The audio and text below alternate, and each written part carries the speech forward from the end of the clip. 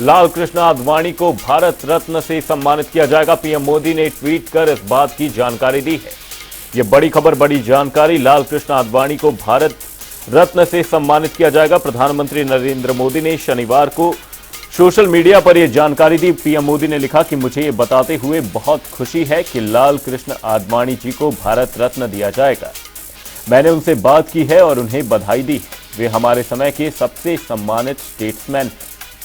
देश के विकास के लिए उनके योगदान को कोई भूल नहीं सकता। उन्होंने जमीनी स्तर से काम शुरू किया था और वे देश के उप प्रधानमंत्री पद तक पहुंचे। आपको बता दें, इससे ठीक पहले 23 जनवरी को बिहार के पूर्व मुख्यमंत्री कर्पूरी ठाकुर को भारत रत्न देने का ऐलान किया गया था। उन्हें मरणोपरांत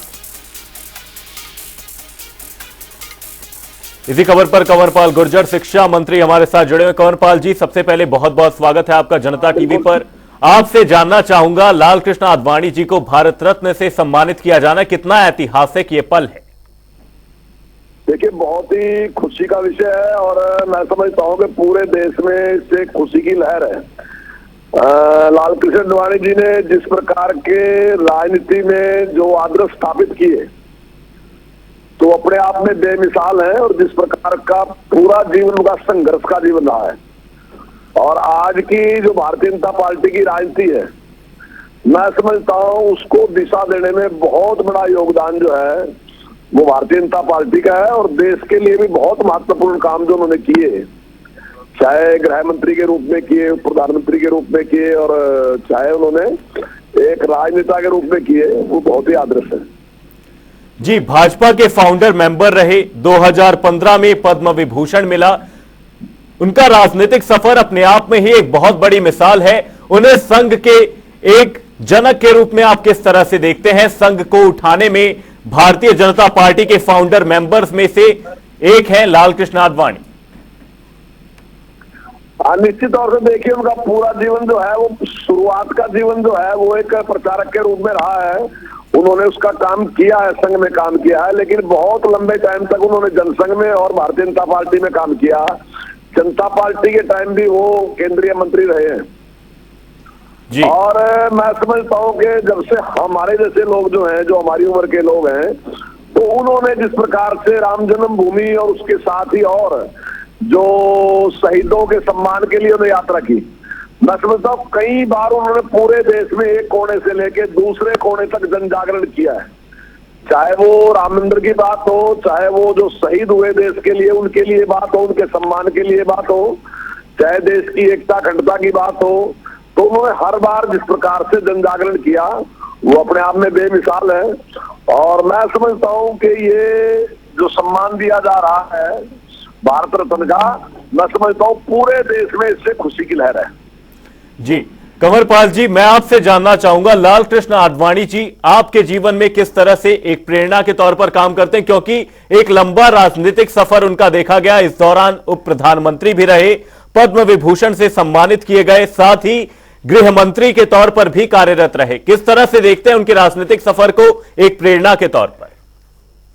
देखिए, मैं उनसे बेहद प्रभावित हूं और आप ये मान सकते हैं कि जब उन्होंने यात्रा शुरू की और उसी समय राम जन्मभूमि की जब यात्रा शुरू की उन्होंने, उसी समय मैं इस आंदोलन से जुड़ा और उसके बाद भारतीय जनता पार्टी में आया।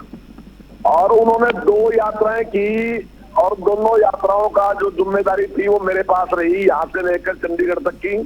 उसका मैं प्रभारी रहा हूँ, उसमें मैंने यात्रा भी की है और मुझे उनके नजदीक आने का उस समय सौभाग्य भी प्राप्त हुआ है उस यात्रा में। और उसके बाद भी तो मैं बहुत ही प्रभावित हूं उनसे, उनके जीवन से, जिस प्रकार से उन्होंने त्याग और तप का जीवन जिया। जी, बहुत बहुत धन्यवाद कंवरपाल गुर्जर दी हमारे साथ जुड़ने के लिए। साथ ही इसी बीच हमारे साथ नेता प्रतिपक्ष जयराम ठाकुर हमारे साथ जुड़े हुए हैं। जयराम ठाकुर जी, बहुत बहुत स्वागत है आपका जनता टीवी पर। लाल कृष्ण आडवाणी जी को भारत रत्न से सम्मानित किया जाना है, प्रधानमंत्री मोदी की ओर से ऐलान किया गया। किस तरीके से देखते हैं इस ऐलान को? किस तरीके से देखते हैं लाल कृष्ण आडवाणी जी को लेकर भारत रत्न का जो एक सम्मान उन्हें दिया जाना है, किस तरीके से देखते हैं इस फैसले को? मैं प्रधानमंत्री नरेंद्र मोदी जी का हृदय से आभार व्यक्त करता हूं, जिन्होंने आज घोषणा की कि हमारी पार्टी के ही वरिष्ठ नेता, पूर्व में उप प्रधानमंत्री रहे, गृह मंत्री रहे, आदरणीय लालकृष्ण आडवाणी जी को भारत रत्न से सम्मानित करने का फैसला लिया है। ये स्वागत योग्य है। मैं इस निर्णय का अभिनंदन करता हूँ, स्वागत करता हूँ।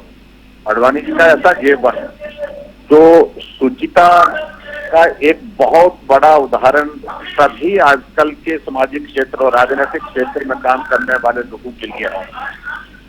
और दूसरा, भगवान रामचंद्र जी के जन्म स्थान पर मंदिर का निर्माण हो और इस मुद्दे को लेकर के लोगों के दिल दिमाग में इस मुद्दे को बिठाने का अगर बहुत बड़ा काम किया, बहुत बड़ा योगदान जन चेतना के रूप में पूरे देश भर में रथ यात्रा के माध्यम से जो अभियान शुरू किया था, आज वो अपने लक्ष्य तक पहुंचा है और इसमें उनका बहुत बड़ा योगदान रहा है।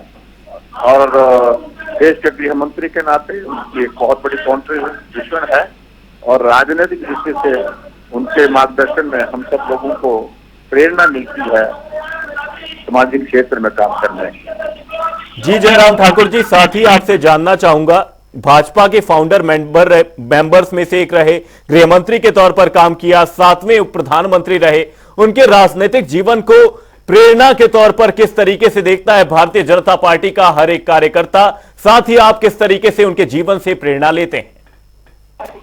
देखिए, उनके जीवन से सबसे बड़ी बात है कि जिस प्रकार से संघर्ष किया, वो दौर ऐसा था जब पार्टी में बहुत कठिनाई थी पार्टी को आगे बढ़ाने जी, लेकिन उसके बावजूद भी वो एक वैचारिक मुद्दे पर अपनी स्पष्टता को जिस प्रकार से रखते थे, जिस प्रकार से अपने विचार को लोगों के बीच में रखते थे प्रभावी ढंग से, और विचलित नहीं हुए, उस संघर्ष में लगातार आगे बढ़ते रहे और लक्ष्य तक पहुंचने के लिए उन्हें जो मेहनत की, परिश्रम किया, वो हम सब के लिए प्रेरणा का एक बात है। और मैं समझता हूँ कि उनके जीवन से, आडवाणी जी के जीवन से बहुत कुछ सीखने को आज के इस पीढ़ी को है। जी, लालकृष्ण आडवाणी जी को भारत रत्न से सम्मानित किया जाना है। भारतीय जनता पार्टी के दूसरे ऐसे नेता हैं जिन्हें यह सम्मान दिया जाएगा। जयराम ठाकुर जी, इस दौरान इस फैसले को ऐतिहासिक तौर पर लेना एक कितनी बड़ी जीत है यहां पर राजनीति जगत में एक इतने बड़े ऐतिहासिक फैसले की? निश्चित रूप से ये बहुत बड़ी उपलब्धि है। मैं समझता हूँ ये सम्मान बहुत बड़ा सम्मान है और जिससे वो, मुझे लगता है कि वो हकदार भी थे। और हमारे देश के प्रधानमंत्री नरेंद्र भाई मोदी जी ने जिस प्रकार से उनके योगदान को स्मरण करते हुए ये सम्मान उनको प्रदान किया, निश्चित रूप से हम ये मानते हैं कि नरेंद्र मोदी जी का भी हम सब देशवासियों को अभिनंदन करना चाहिए। मैं आभार व्यक्त करता हूं विशेष तौर से इस निर्णय के लिए जो आज उन्होंने लिया है। Thank you. जयराम ठाकुर जी, बहुत बहुत धन्यवाद अपना कीमती समय चैनल को देने के लिए। देश के विकास में आडवाणी जी का योगदान अतुलनीय है। साथ ही प्रधानमंत्री मोदी ने लालकृष्ण आडवाणी जी को फोन कर बधाई दी है। प्रधानमंत्री मोदी ने इस दौरान लिखा कि वे हमारे समय के सबसे सम्मानित स्टेट्समैन हैं। देश के विकास के लिए उनके योगदान को कोई भूल नहीं सकता। उन्होंने जमीनी स्तर से काम शुरू किया था और वे देश के उप प्रधानमंत्री पद तक पहुंचे। वे देश के गृह मंत्री और सूचना प्रसारण मंत्री भी रहे। उनकी संसदीय कार्यशैली हमेशा अनुकरणीय रहेगी। सार्वजनिक जीवन में आडवाणी जी दशकों तक पारदर्शिता और अखंडता के प्रति अटूट प्रतिबद्ध रहे। उन्होंने राजनीतिक नैतिकता में एक अनुकरणीय मानक स्थापित किया है। उन्होंने राष्ट्रीय एकता,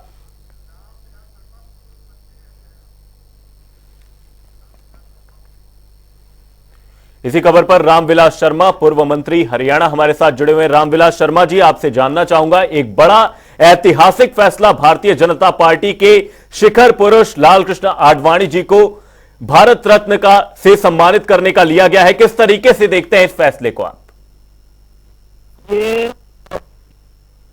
मैं जनता टीवी के दर्शकों को, जनता टीवी के मालिकों से, पत्रकार छायाकार मित्रों को मैं बधाई देता हूं।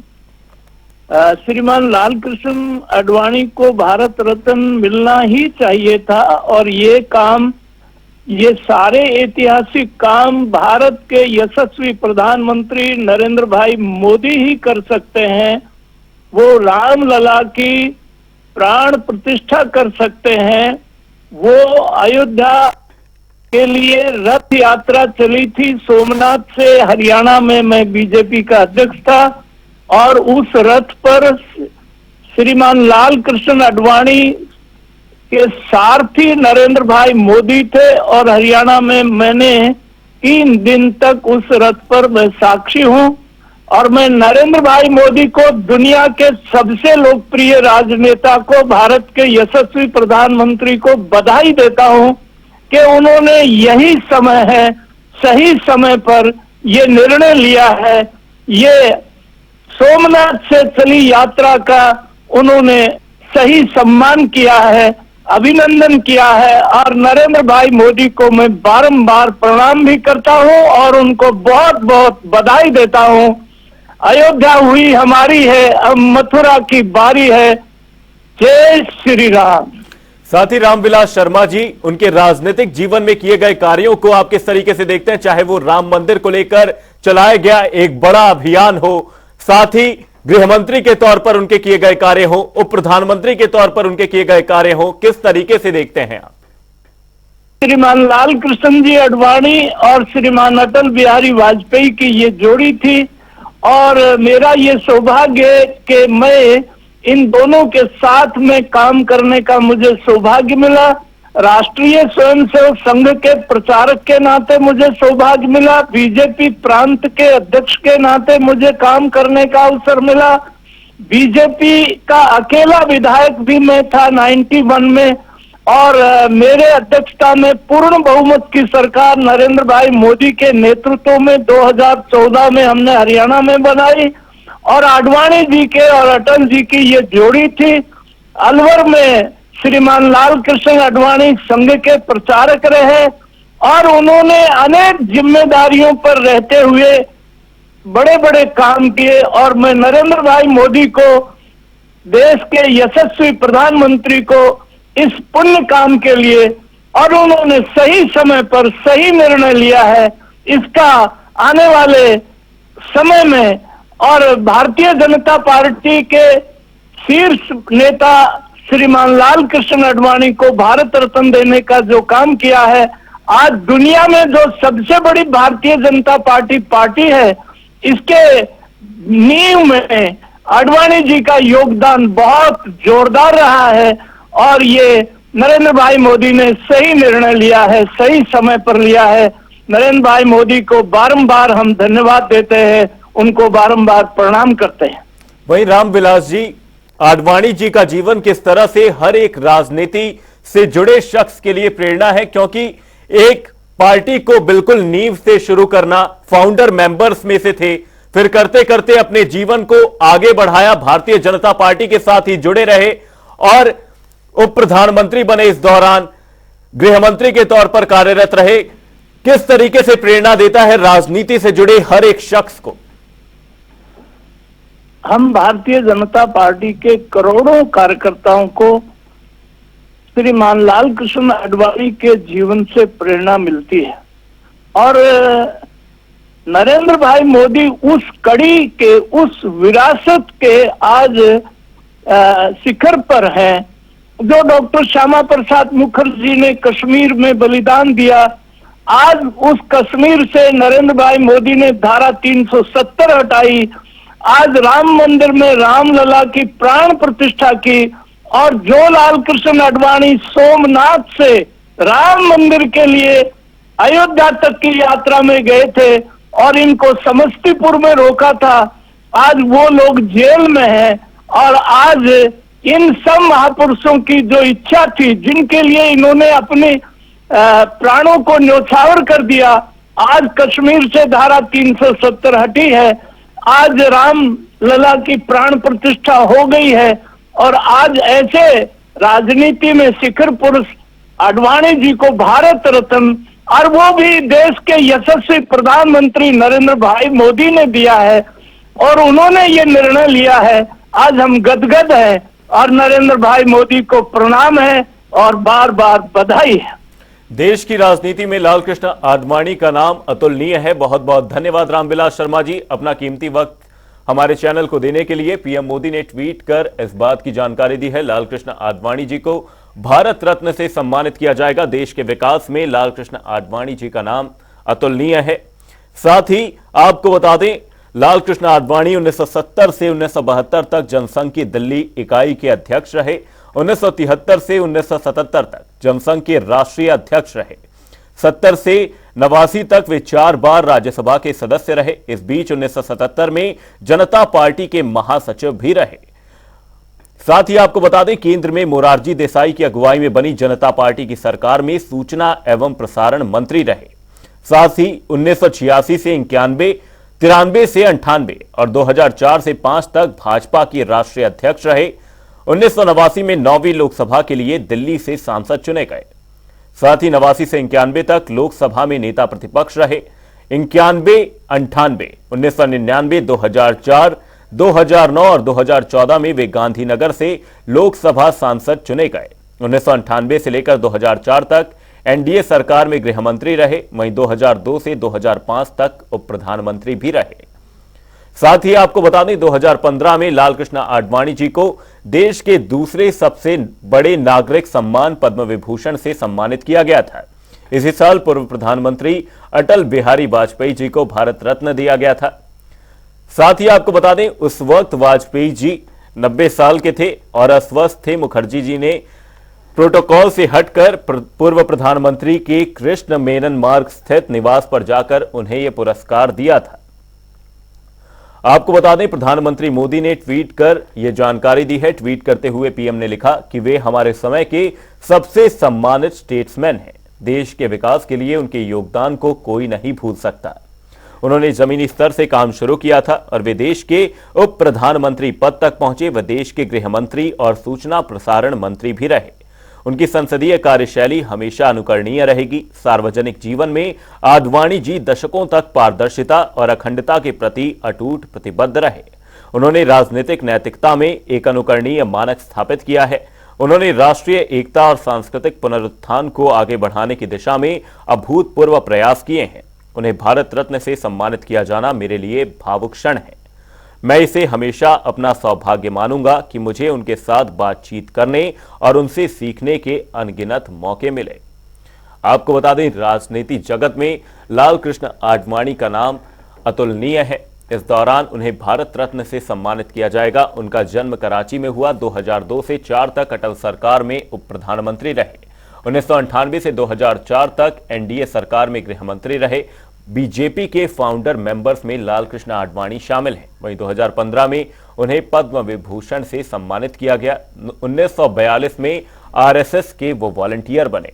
वहीं 1970 से 72 तक जनसंघ की दिल्ली इकाई के अध्यक्ष रहे। 1973 से 77 तक जनसंघ के राष्ट्रीय अध्यक्ष रहे। 1977 से 89 तक 4 बार के राज्यसभा सांसद रहे। वहीं 1977 में जनता पार्टी के महासचिव रहे। 77 से 69 तक सूचना प्रसारण मंत्री रहे। 1986 से 91, 93 से 98 तक।